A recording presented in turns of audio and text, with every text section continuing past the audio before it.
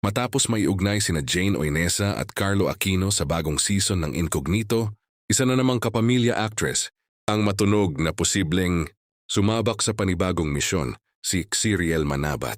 Umiikot ngayon ang usap-usapan tungkol sa posibilidad na mapabilang si Xiriel sa cast ng pagpapatuloy ng action drama series.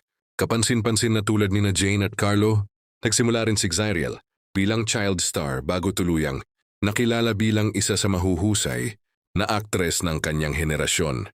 Kung matutuloy ang pagsasama-sama ng tatlo, magiging interesante kung anong mga karakter ang kanilang bibigyang buhay.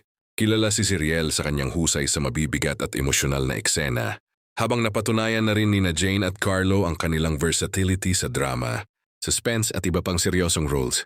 Nauna nang umingay ang mga pangalan ni Jane at Carlo kaugnay ng bagong season, at ngayon ay mas nadagdagan pa ang excitement dahil sa pagkakadawit ng pangalan ni Xiriel. Posibleng magdala ang mga bagong karakter ng panibagong dynamics, konflikto at sorpresa sa mundo ng Incognito.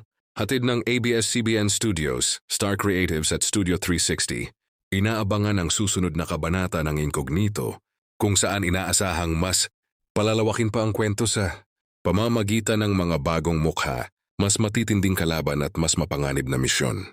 Sa ngayon, nananatiling isa si Xiriel, manabat sa mga pangalang iniuugnay sa bagong season habang hinihintay ang opisyal na kumpirmasyon tungkol sa kanyang partisipasyon.